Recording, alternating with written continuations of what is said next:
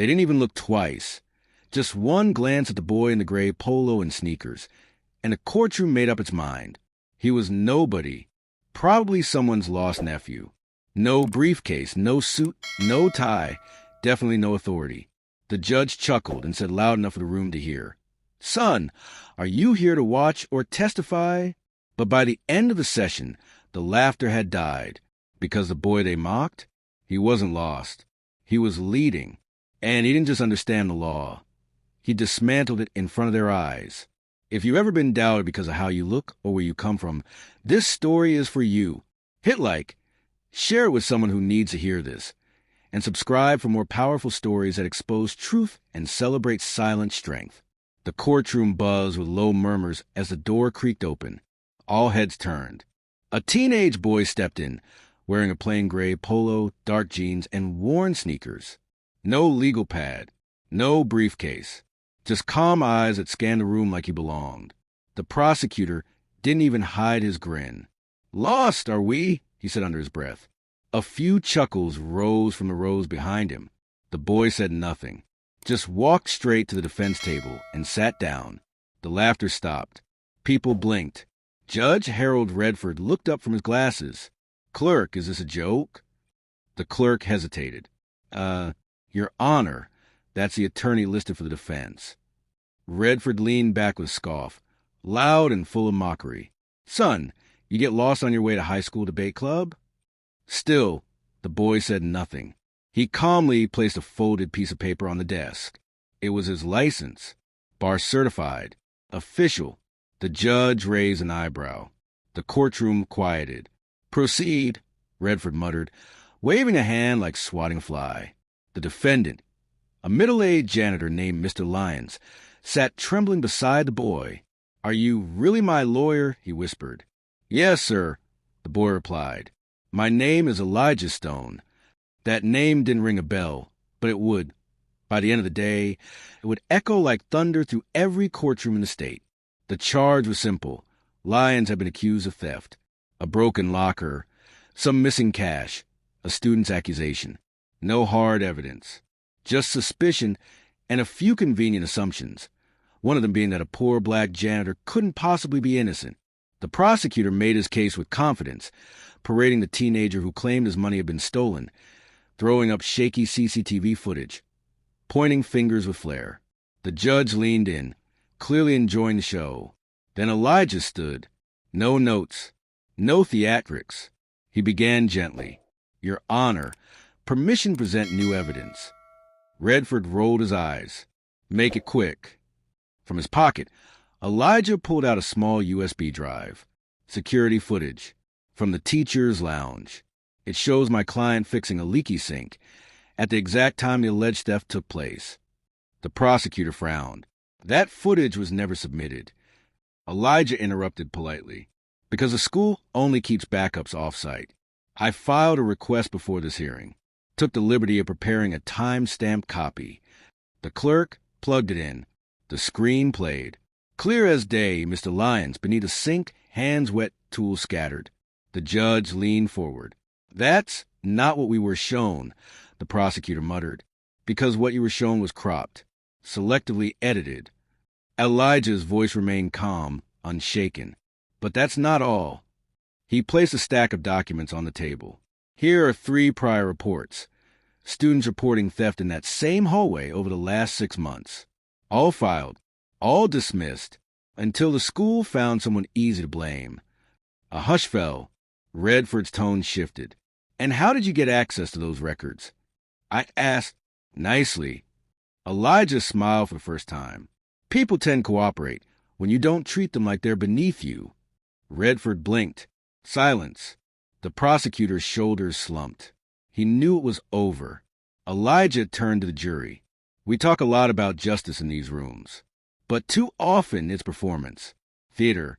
Today, we were almost ready to convict a man based on edited footage and assumptions. Why? Because of how he looks?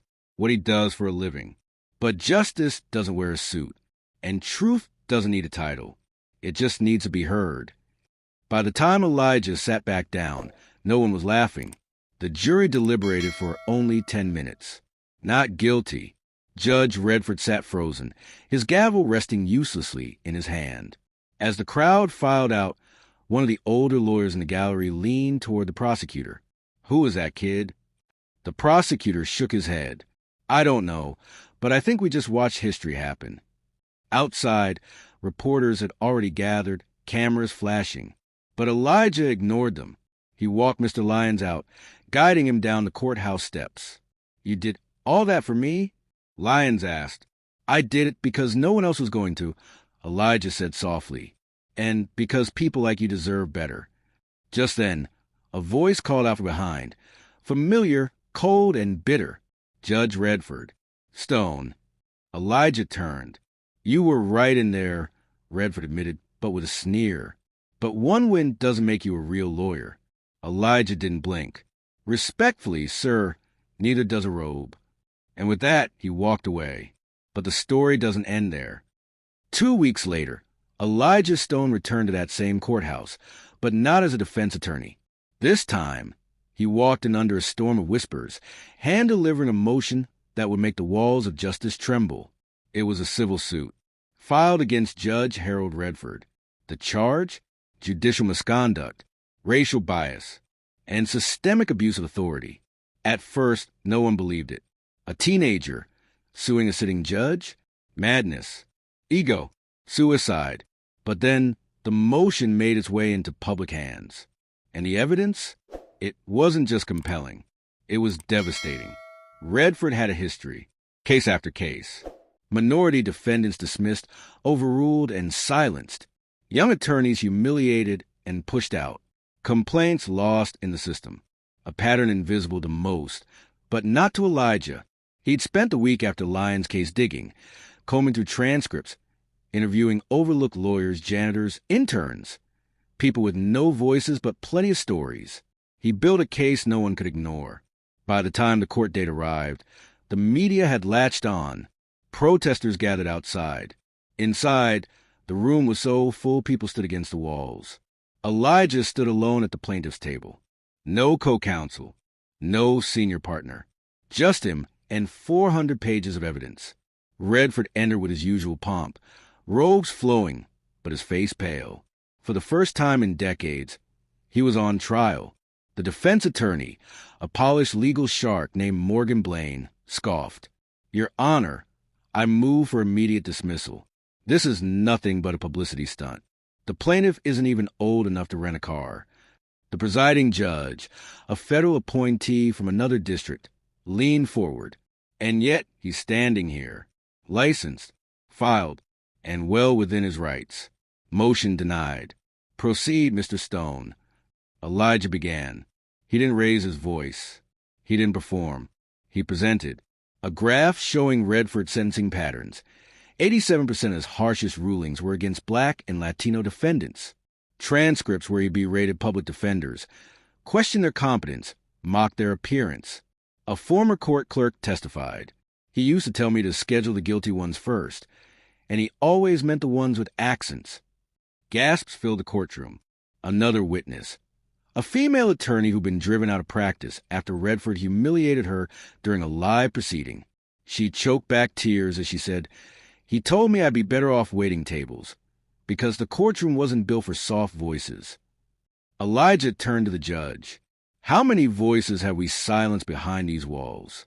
How many lives did we alter not because of law, but because of bias?" Morgan Blaine tried to object, tried to twist the facts. But each time, Elijah cut through the noise with truth. And then came the bombshell, an anonymous complaint, filed 5 years ago, sealed and forgotten, until Elijah subpoenaed internal archives. It was a teenage boy's letter, handwritten, crying out that Judge Redford had mocked his stutter, then laughed as the courtroom joined in. The letter ended with, "I never want to be a lawyer again." Elijah read the final line aloud. The room fell completely still. He looked at Redford. "You didn't just ruin careers. You crushed dreams." Redford's jaw clenched. For the first time, he looked small. By day's end, the presiding judge issued a suspension order pending full review. Redford was escorted out, and as the crowd spilled into the streets, chanting, The media descended on Elijah. "Why do this?" one reporter shouted. "Why take on a man like that?" Elijah turned, gaze unwavering. "Because no one believed I could. Because this courtroom belongs to the people. And because justice shouldn't depend on your age, your title, or your skin." The next day, Elijah's story made national headlines. Teen lawyer exposes corruption in court. The boy who sued the bench and won. Elijah Stone, the voice they tried to silence. Law schools invited him to speak. Civil rights organizations offered support.